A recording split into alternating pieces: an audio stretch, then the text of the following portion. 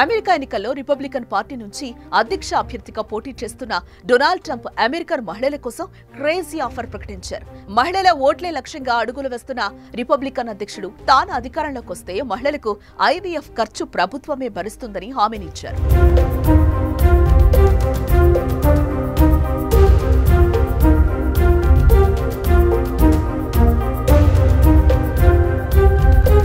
నవంబర్లో జరగనున్న అధ్యక్ష ఎన్నికల్లో డెమోక్రాట్ అభ్యర్థిగా కమలా హారిస్, రిపబ్లికన్ పార్టీ నుంచి మాజీ అధ్యక్షుడు డొనాల్డ్ ట్రంప్ పోటీ చేస్తున్నారు. పోటీ నువ్వా నేనా అనేలా సాగుతున్న నేపథ్యంలో ఓటర్లను ఆకర్షించేందుకు ట్రంప్ కొత్త ఆఫర్లతో ఆకట్టుకుంటున్నారు. తాజాగా ఐవీఎఫ్ ఖర్చు ప్రభుత్వం భరిస్తుందని తన ఎన్నికల మేనిఫెస్టోలో చేర్చారు. సహజ పద్ధతిలో సంతానం కోసం ప్రయత్నించి విఫలమైన మహిళలు ఐవీఎఫ్ విధానాన్ని ఎంచుకుంటారు. చాలా కాలంగా ఈ విధానం ప్రాచుర్యంలో ఉంది. మహిళల్లోని అండాన్ని, పురుషుల్లోని వీర్యాన్ని కలిపి ల్యాబ్లో ఫలదీకరణం జరిపించి తర్వాత మహిళ గర్భాశయంలో ప్రవేశపెడతారు. అయితే ఈ విధానంలో గర్భం నిలబడుతుందని గ్యారంటీ ఉండదు. మధ్యలో గర్భ విచ్ఛిత్తి కావడమో మరే కారణాలతోనో కొంతమంది మహిళలు ఈ ఐవీఎఫ్ విధానాన్ని 2-3 సార్లు ప్రయత్నించిన సందర్భాలు కూడా కోకొల్లలు.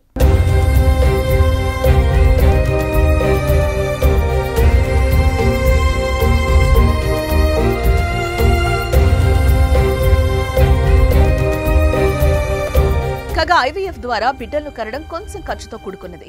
ఈ ప్రక్రియకు కనీసం $10,000 ఖర్చవుతోంది. ఒకసారి ప్రయత్నించి విఫలమైన వారు ఈ ఖర్చును భరించలేని మహిళలు మాతృత్వానికి దూరం అవుతున్నారు. అలాంటి వారి ఆర్థిక సమస్యలతో పాటు బిడ్డలను కనాలన్న ఆ దంపతుల కలను నిజం చేయడానికి ఈ నిర్ణయం తీసుకున్నట్టుగా ట్రంప్ ప్రచారం చేస్తున్నారు.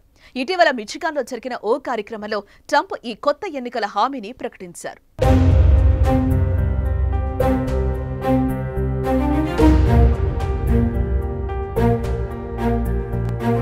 ఐవీఎఫ్ చికిత్సకయ్యే మొత్తం ఖర్చును ప్రభుత్వమే భరిస్తుందని లేదా బీమా కంపెనీ చెల్లించేలా చూస్తానని ట్రంప్ ప్రకటించారు.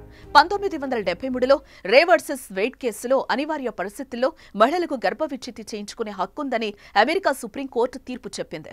ఇదే న్యాయస్థానం గతేడాది ఆ తీర్పును కొట్టివేస్తూ మరోసారి కొత్త తీర్పు చెప్పింది. ఈ విషయంపై గత కొన్నాళ్లుగా ట్రంప్ భిన్నమైన వాదనలు వినిపిస్తూ వస్తున్నారు. చివరికి ఈ అంశాన్ని ఆయా రాష్ట్రాలకు వదిలేయడమే మంచిదనే నిర్ణయం ప్రకటించారు. ఈ ప్రకటనపై డెమోక్రాట్లు ట్రంప్పై తీవ్ర విమర్శలు ఎక్కుపెడుతున్నారు. మరి ట్రంప్ ఇచ్చిన ఆఫర్ ఆయన గెలుపు అవకాశాలు పెంచుతుందో లేదో వేచి చూడాల్సిందే.